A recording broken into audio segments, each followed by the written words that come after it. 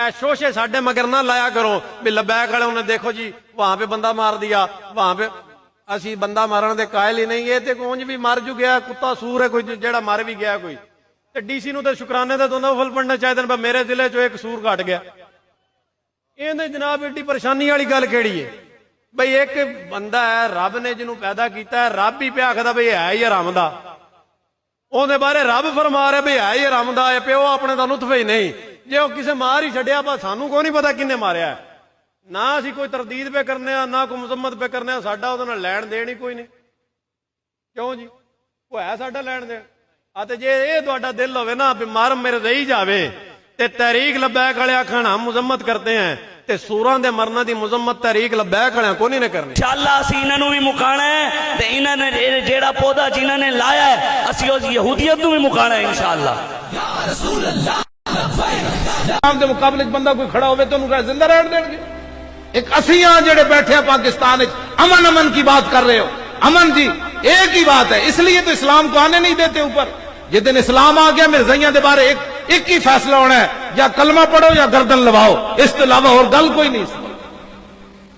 پھر منکرین کی قوم نے اپنے رسولوں سے کہا اچھا توکل کرتے ہو اپنے رب پر تو تمہارا علاج تو آسان ہے، تم تو ہمارے قبضہ قدرت میں ہو.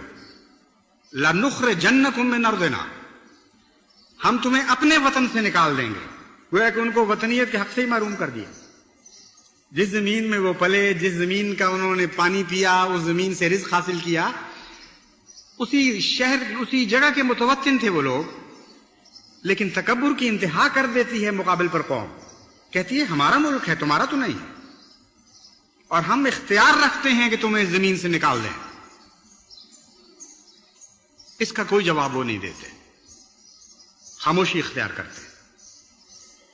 اور پیشتر اس کے کہ وہ جواب دیں، اللہ تعالیٰ آسمان سے ان پر وہی نازل فرماتا ہے لَنُهْلِكَنَّ الظَّالِمِينَ، تمہیں ہرگز کسی معاملے میں دخل کی ضرورت نہیں ہے، کوئی ہاتھ ہلانے کی ضرورت نہیں ہے، ہم ہلاک کریں گے ظالموں کو، ہم ہلاک کریں گے ظالموں.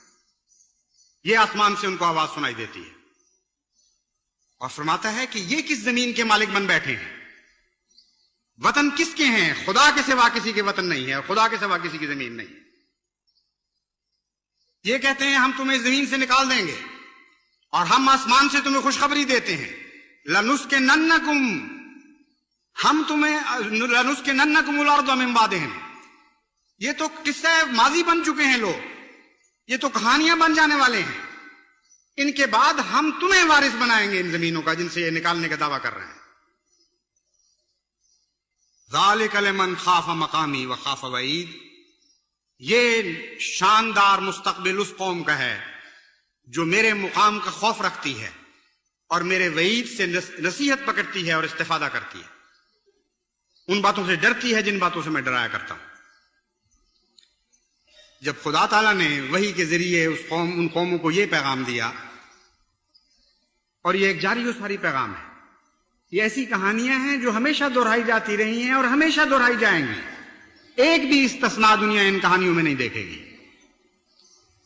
پھر اللہ تعالیٰ فرماتا ہے انہوں نے ان سے گفتگو بند کر دی، وَاسْتَفْتَحُوا، اور عرض کیا کہ اے اللہ فتح تو تیرے ہاتھ میں ہے، ہم نے تجھ پر توکل کیا تھا، تیرا بے انتہا احسان اور کرم ہے کہ پیش طرح کے اس کے کہ ہم دعائیں کرتے تو رجوع برحمت ہوا، اور تو نے آسمان سے ہمیں خوشخبریاں دینی شروع کر دی، بس ہم تجھ سے ہی فتح مانگتے ہیں.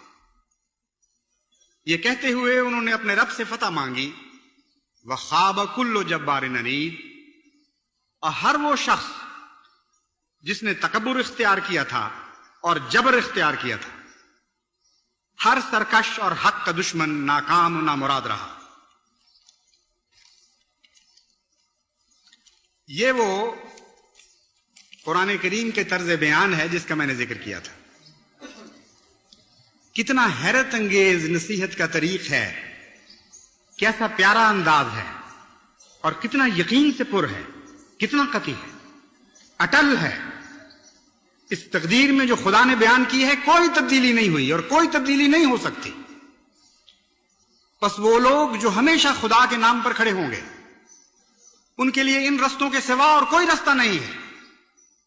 लाजिमन सब्र करना पड़ेगा और लाजिमन दुखों को खुदा की खातिर बर्दाश्त करना होगा और इस्तिकामत दिखानी होगी और तवक्कुल भी खुदा पर करना होगा और लोगों को बताना होगा कि हम खुदा पर तवक्कुल करते हुए सब्र कर रहे हैं।